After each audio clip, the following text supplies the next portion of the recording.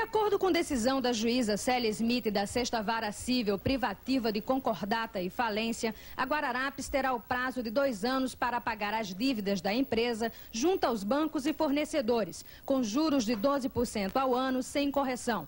A primeira parcela, correspondente a 40% das dívidas, terá que ser paga somente em novembro do próximo ano e os 60% restantes em uma segunda parcela em novembro de 1992.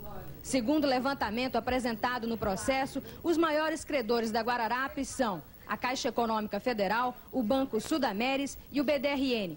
O despacho deferindo o pedido de concordata preventiva também suspende automaticamente todas as ações de execução que possam estar na Justiça contra a Guararapes. Porque agora, no momento, eu não disponho daqueles elementos corretos, os elementos concretos, porque esses elementos nós vamos obtê-los através, no curso do processo, quando da nomeação do comissário. O comissário, então, fará um relatório, isso aceitando o encargo. A extinção do programa do leite, além de atingir milhares de crianças, vai trazer graves problemas para a economia do Estado, prejudicando desde o pequeno pecuarista aos empregados da indústria leiteira na capital. O programa garantia a comercialização de 50% de toda a produção de leite do Estado. Mas agora que o governo federal resolveu acabar com o programa, cerca de 1.500.000 litros de leite produzidos por mês no Estado correm o risco de ficar sem mercado consumidor. Com tanta oferta e pouca procura, a tendência é de que haja uma retração na produção de leite, provocando a demissão de funcionários da indústria leiteira. Mas os primeiros a sentirem um golpe foram os pecuaristas. Durante os últimos 4 anos, eles investiram na compra de gado leiteiro só para atender o programa do leite. E hoje estão tendo que enfrentar um prejuízo sem precedentes na história do Estado, desde que a praga do bicudo quase arruinou toda a economia no campo. Será pior do que o bicudo, porque o bicudo ainda teve um substituto que foi a pecuária leiteira. E essa não terá como substituir, será traumatizante para toda a agricultura do Estado do Rio Grande do Norte, que já é muito pobre, que sofre muito da decorrência das estiagens, e a única coisa que está produzindo, tirando o mercado consumidor dele, quebra a agricultura do Estado. Hoje à tarde, um pedacinho da terra dos caipiras tomou conta da quadra de esportes do Hospital Colônia. Muita palha de coqueiro, bandeirinhas e balões davam o colorido da festa que começou com a animada quadrilha, com noivos, padrinhos e convidados.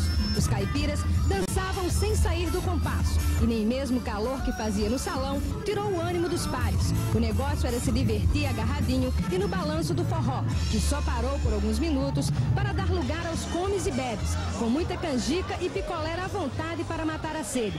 Afinal, para voltar ao salão, só com o estômago reforçado.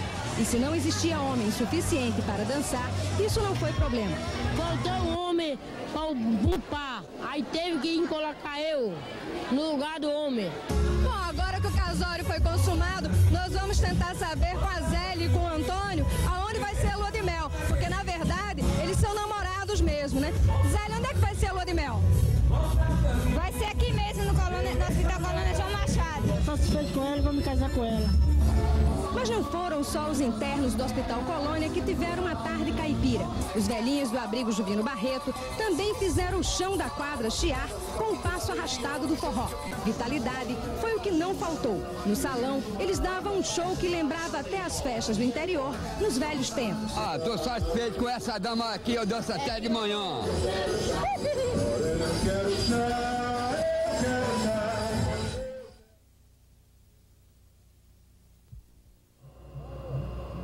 A Casa de Assistência aos Dependentes de Drogas, CAED, existe há 1 ano e meio. Por aqui já passaram 40 viciados que queriam largar as drogas, muitos deles até de outros estados. O tratamento foge dos padrões tradicionais das clínicas para viciados. Aqui não são usados medicamentos. O principal remédio é a força de vontade de deixar as drogas. Atualmente, 9 pessoas estão internadas para tratamento. Elas têm assistência médica, psicológica e lazer. A terapia ocupacional é voltada para o plantio de várias culturas e toda a produção é consumida pela própria comunidade. Hoje o trabalho do CAED é conhecido até fora do estado e muitas pessoas telefonam para tentar uma vaga. Mas por falta de recursos, a capacidade de atendimento nunca foi ampliada. Dos 9 internos que estão fazendo o tratamento, o ator alagoano Jadson Andrade é o que está há mais tempo aqui. Jadson tem 28 anos e começou a beber, fumar maconha e cheirar cocaína aos 14 anos de idade. Eu entrei no mundo dos viciados procurando algo que me preenchesse. Um vazio que existia na alma e que todos os jovens devem ter um pouco pelo nível de vida que tem levado através das drogas. E eu busquei as drogas pensando que seria o caminho da minha paz. Como foi realmente que você tentou o suicídio? Pulando de um 3º andar de um prédio, numa orgia de droga, de cocaína, de muito álcool. E eu pulei do 3º andar achando que era o super-homem que estava buscando voar realmente nas asas da imaginação do vício e me machuquei bastante. Eu quero proclamar aos jovens que estão passando por esses problemas que Jesus liberta, Jesus é a salvação. O tratamento para o viciado sair totalmente recuperado dura 9 meses. Em primeiro lugar, a pessoa passa por uma série de exames para identificar o grau de dependência às drogas. Em segundo lugar, é feito o tratamento de desintoxicação do organismo, a terapia ocupacional e assistência espiritual. Na terceira fase, o interno começa a receber a visita de familiares. E por último, vem a reintegração na sociedade. É nesta hora que deveria ser oferecidos cursos profissionalizantes, mas a CAED está com dificuldade de comprar os equipamentos.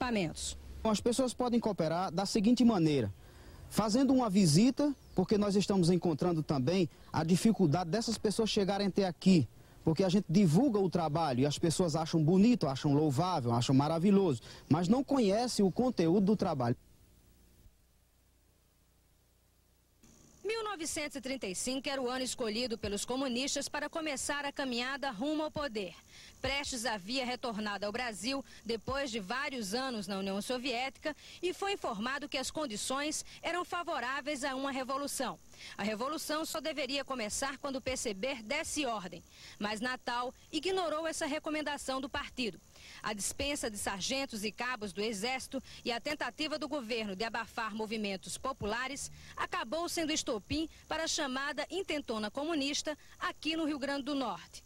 Por volta das 8 horas da noite do dia 23 de novembro de 1935, enquanto o governador Rafael Fernandes assistia despreocupadamente a um concerto aqui no Teatro Alberto Maranhão, naquela época Teatro Carlos Gomes, começava o tiroteio que dava início à Revolução. Os tiros partiam do 21º Batalhão de Caçadores na Hermes da Fonseca, onde hoje funciona o 16º Batalhão do Exército. Os cabos, sargentos e soldados revoltosos tomaram o comando e, depois de 19 horas de luta, ocuparam também o quartel da Polícia Militar, hoje a Casa do Estudante. Era formada, então, uma junta governista de operários e soldados para comandar o Estado. E os comunistas anunciavam que nascia o primeiro governo comunista da América Latina. O senhor Antônio Soares Filho participou da Revolução aos 16 anos, comandando 50 homens. A tarefa dele era enfrentar fazendeiros no interior do estado que fossem contrários à Revolução. Mas depois de 4 dias de luta, o senhor Antônio recebeu a notícia de que o estado estava cercado por tropas federais e que a Revolução havia sido abafada. O senhor Antônio terminou preso e disse que passou muita humilhação. Eu estive aqui, fui para o Rio, estive na Ilha Grande, lá fui muito bem, passei muita miséria.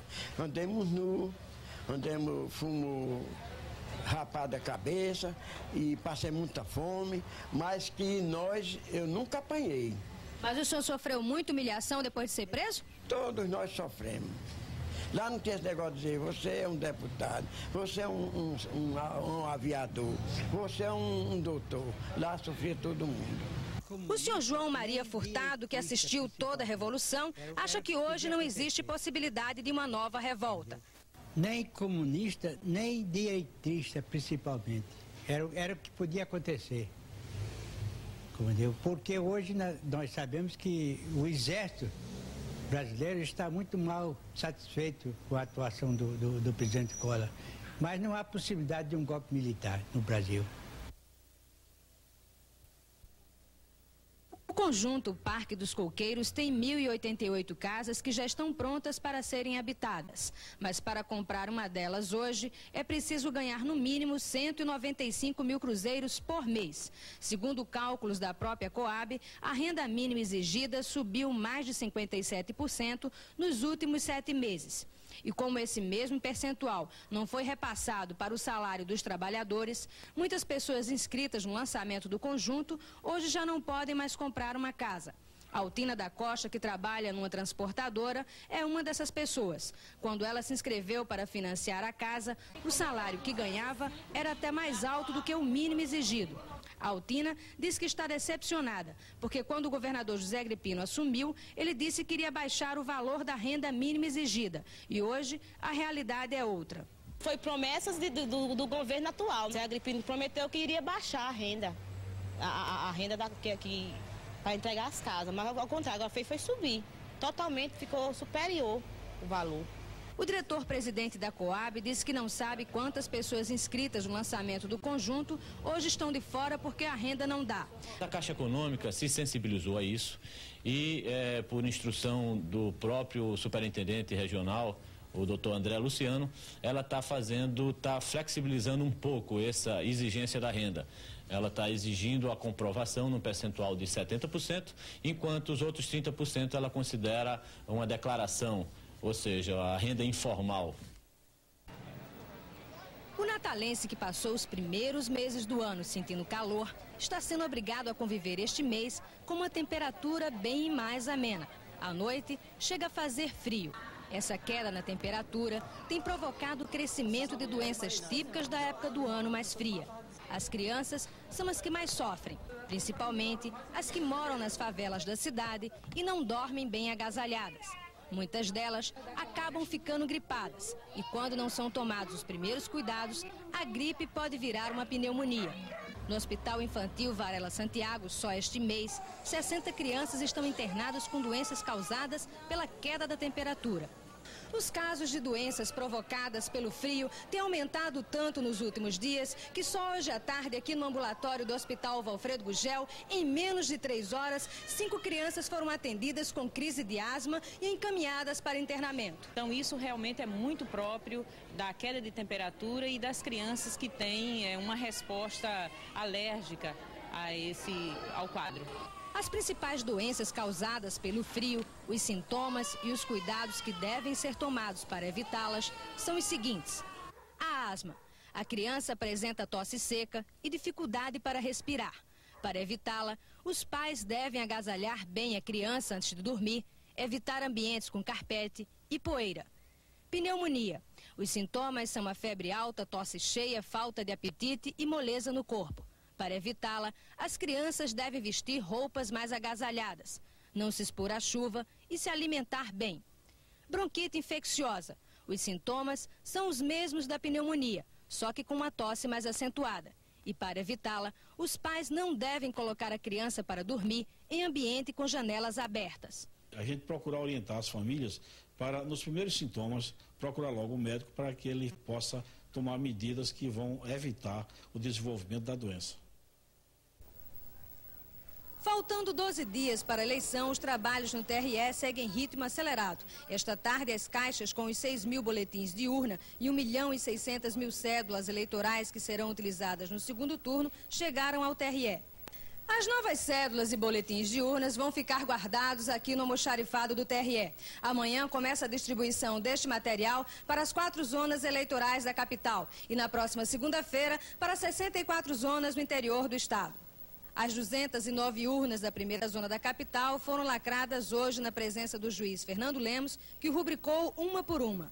Nesta quarta-feira, os juízes do tribunal vão se reunir em sessão extraordinária para analisar vários processos.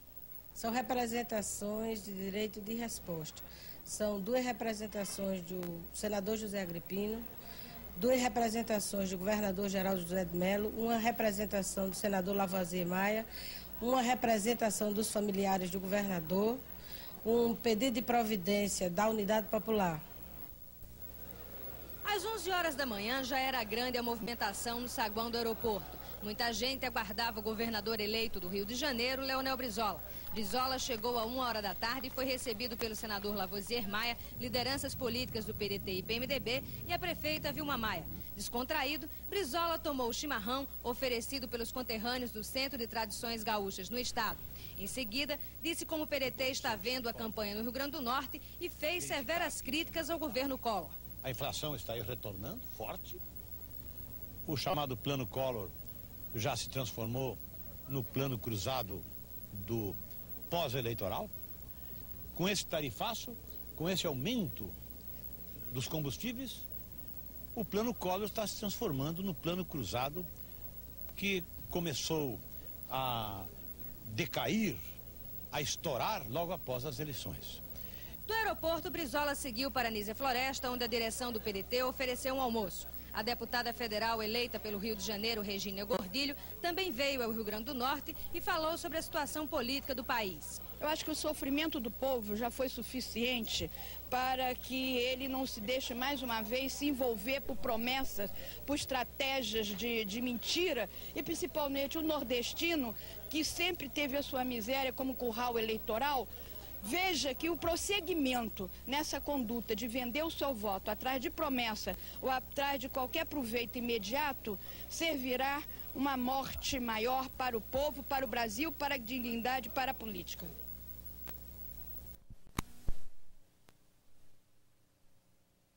E o resultado é este aqui. Dos 32 leitos que existem, 20 já foram desativados. E os profissionais que ainda estão trabalhando não são suficientes para atender todos os pacientes. A crise do Santa Catarina já foi denunciada até pelos próprios diretores do hospital, em relatório enviado ao secretário de Saúde do Estado, Luiz Gonzaga Bulhões. Mas até o momento, nenhuma providência foi tomada para suprir a falta dos 185 profissionais demitidos pelo governador José Agripino. No relatório, os diretores do Santa Catarina afirmam que o hospital não tem sequer as mínimas condições de funcionamento e que tem surgido casos de infecção hospitalar. A situação é tão grave que o relatório aconselha, inclusive, que as cirurgias sejam suspensas. Que tipo de dificuldade o setor cirúrgico está enfrentando? Por enquanto, é mais de pessoal de enfermagem para trabalhar. Aí a gente tem uma escala de 8 profissionais de saúde para um mês inteiro, de 24 horas, né? Porque aqui é direto, né? Manhã, tarde e noturno. Aí você vê, uma escala fica só com um profissional no horário para atender 28 pacientes. Não dá, não tem assistência para esse tanto de paciente.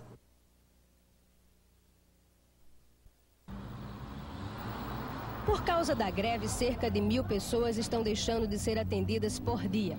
Logo na entrada do hospital, uma faixa avisa que funcionários e médicos estão em greve. E até o portão que dá acesso para o ambulatório foi trancado à chave pela direção do hospital. Dos 800 profissionais que são funcionários, apenas cerca de 300 estão trabalhando. A UTI, uma das mais completas do estado, e o setor de ultrassonografia estão desativados. Nas enfermarias, o atendimento é precário. Segundo denúncia do cirurgião Onofre Lopes Júnior, os grevistas também estão prejudicando o trabalho dos médicos que continuam atendendo e das pessoas que precisam ser internadas. A estratégia usada pelos profissionais que apoiam a greve é essa: retirar o maior número de colchões dos leitos das enfermarias para que as pessoas não possam ser atendidas ou internadas. Os colchões retirados de propósito pelos grevistas estão guardados em uma sala. E a chave da porta, ninguém sabe onde está. Por falta de leitos, das 20 enfermarias, apenas 10 estão funcionando. O mais grave é que a omissão de atendimento médico já causou a morte até de uma paciente, segundo o cirurgião Onofre Júnior. Sandra Maria Duarte morreu no dia 28 de junho, depois de tentar ser atendida várias vezes. A agricultora Maísa Ferreira Lopes, de 23 anos, chegou a correr risco de vida porque demorou a ser atendida. Almaísa, que teve a perna direita amputada por causa de uma gangrena, conta que chegou ao hospital às 8 horas da manhã com muita dor e quase desmaiada. Mesmo assim, só foi atendida por volta do meio-dia. Eu estava sofrendo muito, eu não suportava com a dor na perna. Cheguei no ponto quase de morrer. Essa paciente podia ter morrido. Ela demorou o seu atendimento e a demora do seu atendimento pôs em risco a sua vida.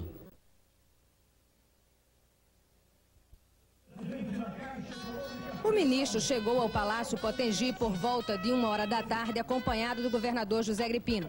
Em palanque armado na entrada do palácio, foi assinado o decreto 11.038, que isenta a cobrança de IPI e ICMS na compra de novos carros para os taxistas. O presidente do Sindicato dos Taxistas, Luiz Marcolino de Souza, pediu ao ministro a liberação para o uso do gás natural nos táxis, como foi prometido pelo presidente Fernando Collor.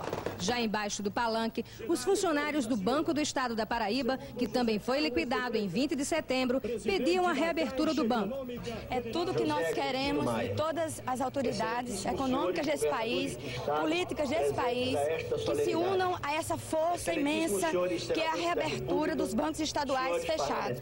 A reabertura do Banderne foi pedida pelo governador José Agripino. Ele disse que o Rio Grande do Norte tem sido solidário e compreensível com o governo federal e que espera a mesma atitude para poder negociar a dívida do Estado e reabrir o Banderne.